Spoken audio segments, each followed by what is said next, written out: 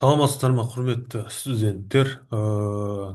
Мен Мырзабек Ержан Еслібекович, PhD доктор.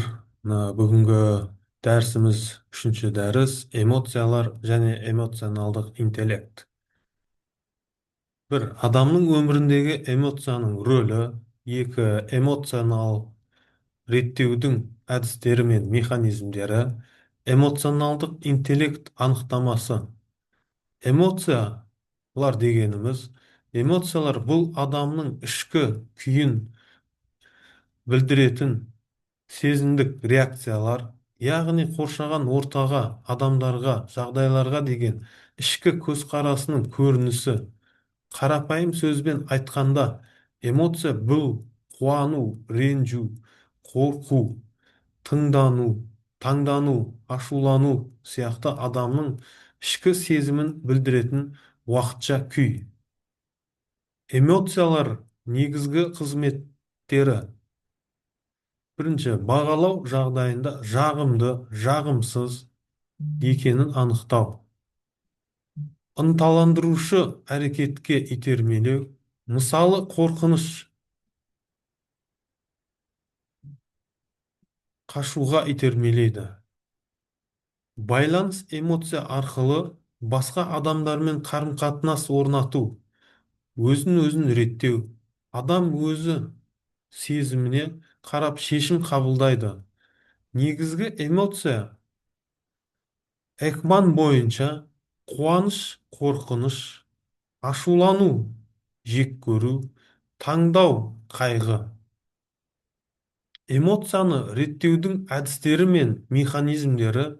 Эмоцияны реттеу дегеніміз, эмоцияны реттеу бұл адамның өз сезімдерін танып, басқарып, жағымсыз әсерлерден шығу, немесе жағымды эмоцияларды күшейту қабілеті. Басқаша айтқанда, эмоцияны басқару, сезімге бағыну, немесе сезімді өзіңе бағындыру. Эмоцияны реттеудің негізгі әдістері: тыныс алу және релаксация, босаңсу әдістері. Терең және баяу тыныс алу жүйке жүйесін тыныштандырады. Мысалы, 4-4-4 әдісі: 4 секунд тыныс алу, 4 секунд ұстап тұру, 4 секунд шығару. Жаттығулары: медитация, йога, аутогенді тренинг.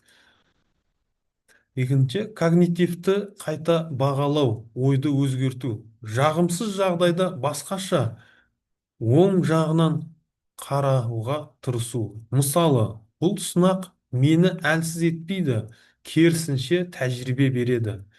Эмоцияны жазып шығару, журнал жүргізу, өз сезіміңді қағазға түсіру, ішкі жан дүниені босатады. Эмоцияны сыртқа шығару, оны жеңуді бірінші қадамы. Назарды ауыстыру, диверсия, эмоцияны тудыратын ойлардың көңіл басқа жаққа бұру. Мысалы, хобби, спортпен айланысу, музыка тыңдау. Шығармашылық әдістер: эмоцияның өнер арқылы шығару, сурет салу, өлең жазу, би, драма. Бұл ішкі уайымды бейсаналы түрде шығаратын өте тиімді әдіс.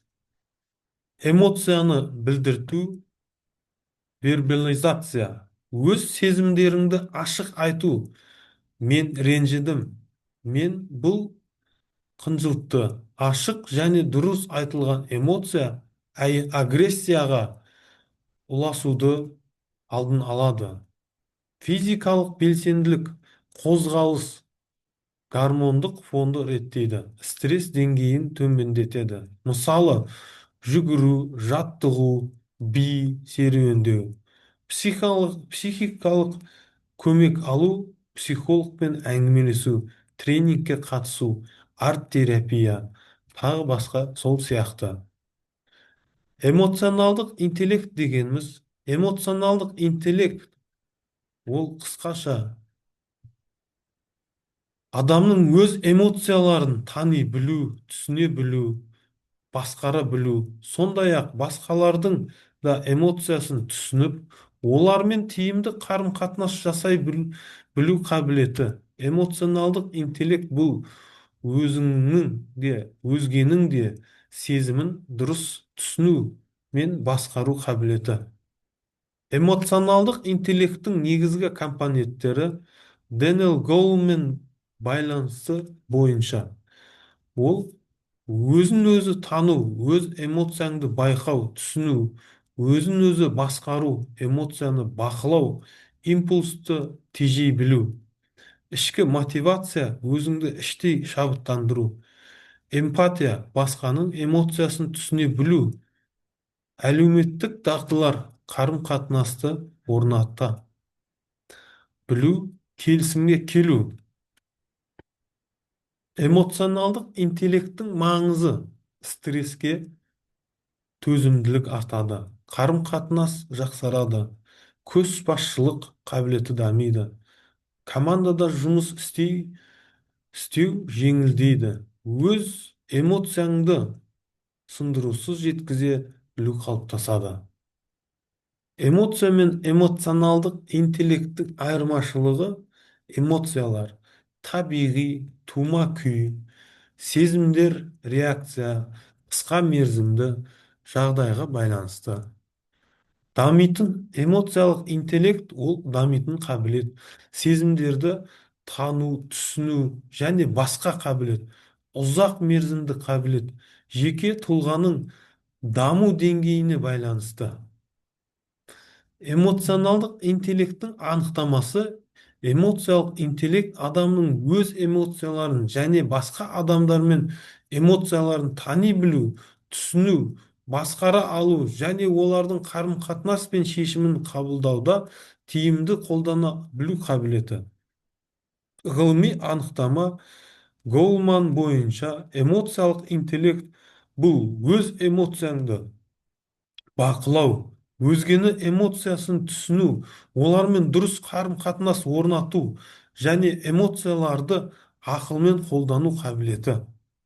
Эмоциялық интеллект негізгі 5 компоненті: өзін өзін тану, өз сезімін тани білу, өзін өзі басқару, эмоцияның бақылау, ұстанымды болу, ішкі мотивация, өз ішінен шабыт табу, эмпатия ол басқа адамдармен эмоциясын сезіну, әлеуметтік дағдылар жақсы қарым-қатынас орната білу. Қысқаша айтқанда интеллект бұл. Құрметті студенттер, назарларыңызға рахмет. Келесі дәрісте кездескенше.